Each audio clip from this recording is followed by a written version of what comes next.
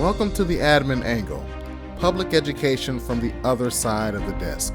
Policy, discipline, leadership. There's the headline, there's the reaction. But see, the view from this seat is different, and trust, I'll always give you the real. So let's get into it. Class is in session. Baltimore City Schools hired outside consultants to train teachers on how to instruct students about gender identity, including payments to a consultant who has said children can identify as transgender as young as 3. Patrick Hoff from our Spotlight of Maryland team looks at how those decisions were made and how sex education is shaped behind the scenes. It's preying on children. Spotlight on Maryland reviewed hundreds of documents obtained through a public information request. The records show Baltimore City selected 2 outside organizations, Advocates for Youth and Healthy Teen Network, to lead sex education trainings for teachers between 2021 and 2024. Both organizations publicly support expanding access to puberty blockers and hormone treatments for minors who want to transition genders. And for years, city schools chose them to train its staff. One of the main consultants was Nora Gelperin, Director of Sexual Education and Training at Advocates for Youth, and a contributor to the Maryland 3 R's curriculum. The curriculum includes lessons plans that introduce topics such as genitalia and gender identity as early as kindergarten. Emails show city schools paid Gelperin $3,300 in October 2024 to train teachers on how to implement that curriculum. City Schools board documents show the district highly encouraged teachers to use the 3 R's curriculum in all grades as far back as 2021. And a Spotlight on Maryland review of the district's curricula showed the district used the 3 R's curriculum through at least 2024. Now, let me start this video by saying something very clearly. I'm speaking today as 2 people. First, as a school administrator who has worked in public education for years, and second, as a father. Because when you read stories like this, you cannot separate the two. And frankly, both sides of me are perplexed and ultimately furious. According to a recent investigation, Baltimore City Public Schools hired outside consultants to train teachers on how to teach gender identity to students, including lessons that begin in kindergarten. One consultant who is paid by the district has publicly stated that children can be transgender as young as 3 years old. 3 years old. Now let's pause right here, because this isn't happening in a high-performing district that has already mastered the fundamentals, and even if it were, it would still be unacceptable.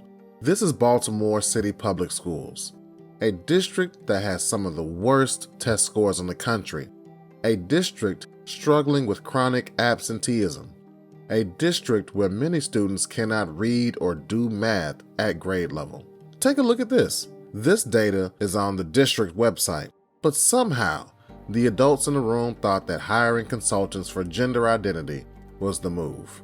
Not consultants for math, not consultants for reading and ELA, not consultants to tackle the chronic absenteeism the district is facing, but this, gender identity.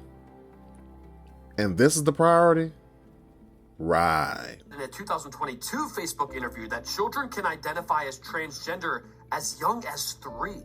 So kids that are transgender at the ages of 3, 4, and 5 are able to say they feel like their body is wrong. They feel like something is different with them. How they identify on the inside isn't matching up with what they see on the outside.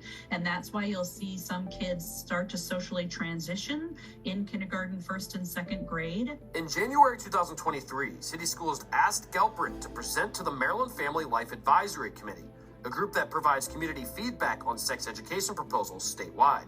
In an email, a City Schools employee said the presentation would focus on engaging and educating parents and other stakeholders on the importance of our sensitive and sometimes controversial topics in sex ed. Gelperin responded, "I assume gender identity is high on the list?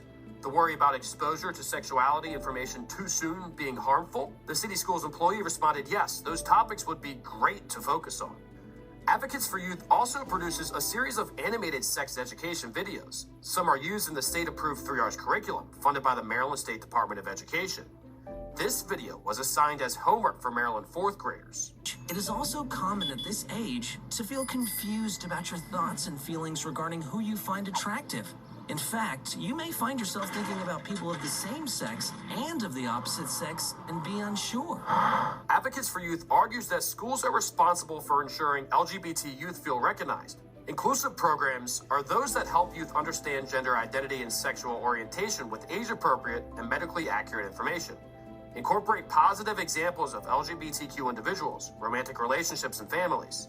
Emphasize the need for protection during sex for people of all identities and dispel common myths and stereotypes about behavior and identity. How could I teach something that I don't believe and I don't want to promote in my own home? Blanca Tapiasco is a mother and former Baltimore City teacher. She left the district in 2020 and pulled her youngest child from city schools, citing concerns about what she describes as gender ideology pushed on the preschoolers she worked with. In the hallway one day, a boy and a girl are together and they're chatting. The girl turns to the boy and says, "Boys can't wear dresses." And the teacher, the same lead teacher, turned and said, "Yes, they can." Personal agendas do not belong in a professional environment. Documents show Healthy Teen Network also led professional trainings for city schools health teachers from 2022 through 2024, including training specifically on the 3Rs curriculum. All of this as city schools continues to struggle academically with the worst test scores and highest rate of chronic absenteeism in Maryland. Jonathan Alexandre with the Maryland Family Institute says the district has lost focus. Obviously, a situation like this lets us understand that we're such a far cry from the reading, writing, and the arithmetic, the basic building stones of a good institution and a basic school education. A spokeswoman for city schools emphasized that Advocates for Youth and Healthy Teen Network trains its teachers, not its students. The spokeswoman also emphasized that the payments for these teacher trainings were provided through the federal Teen Pregnancy Prevention Program. Meanwhile, the Trump administration issued new guidance last year on this program, threatening to defund grantees that promote what it describes as gender ideology. We'll continue to track these taxpayer-funded programs. For Spotlight on Maryland, I'm Patrick Huff. Now let me put my administrator hat on for a second, because when districts do trainings like this, they always say the same thing. Oh, the consultants aren't teaching the students, they're just training the teachers.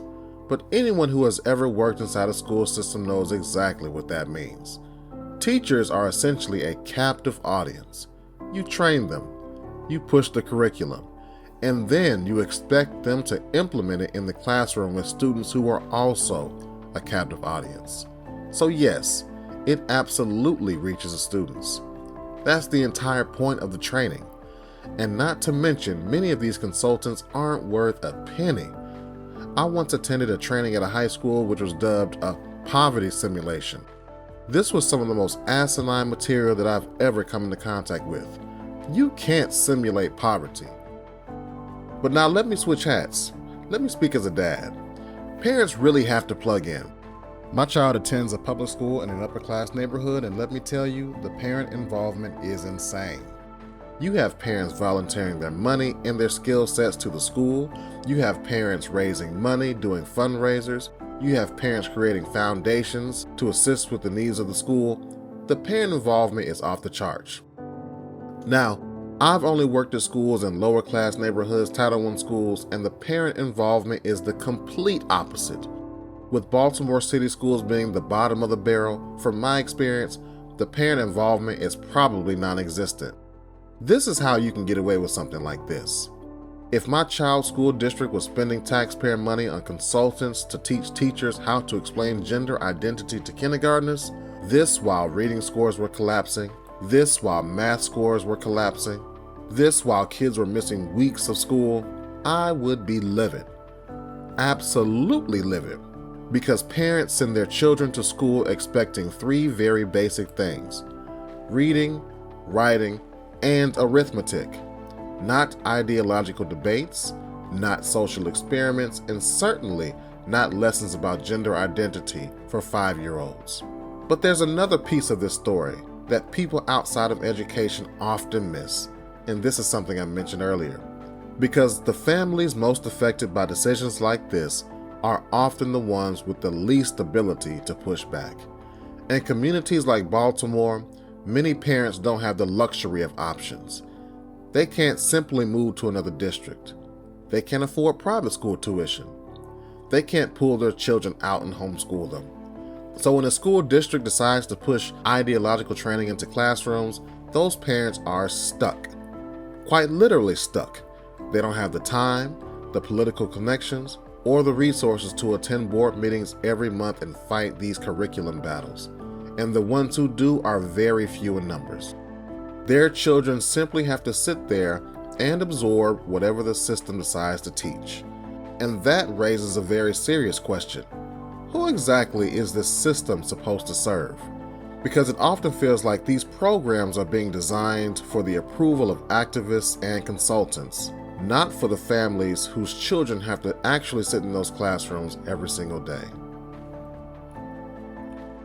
And this is where the adults in the room have completely failed, because somewhere along the way, school leadership stopped asking the most basic questions in education. Is this helping children learn? Or is it just the latest ideological trend in academic circles? When a school system that is already failing academically starts investing time, money, and professional development into controversial social instruction, it sends a message. And the message is clear. Our priorities are backwards. We don't care about the kids. Hell, we barely care about the teachers. It's right in your face. And it's time someone was held accountable. What makes this even more frustrating is something a lot of school districts do. They spend money on high-priced consultants, curriculums, and other things that simply do not work. They take time away that teachers truly need for enriching professional development and, most importantly, to plan. What this story tells me is that the district doesn't value the time to plan for phonics instruction. They don't value the time needed for deeper math instruction. They don't value the time needed for intervention blocks and small groups instruction. They don't value the time needed for remediation. Somehow, there's always time for things like this. Look, schools absolutely should treat every student with dignity and respect. That's not the issue. No serious person is arguing that children should be bullied or mistreated. But respect and compassion do not require turning elementary classrooms into battlegrounds for adult ideological debates, especially in districts where students are already being academically neglected. The bottom line, Baltimore City Schools receive millions in federal funding. And instead of focusing every ounce of energy on fixing literacy, attendance, and academic achievement, they are spending time and money training teachers to explain gender identity to kindergartners. If you want to understand why parents are losing trust in public education, this is why. Public schools exist for one fundamental purpose: to educate children, not to push ideology, not to experiment socially, and certainly not to distract from the core mission when students are already struggling. Because at the end of the day, every hour spent on the wrong priorities is an hour taken away from a child who desperately needs to learn how to read. And if we can't get that right, nothing else we debate in education really matters.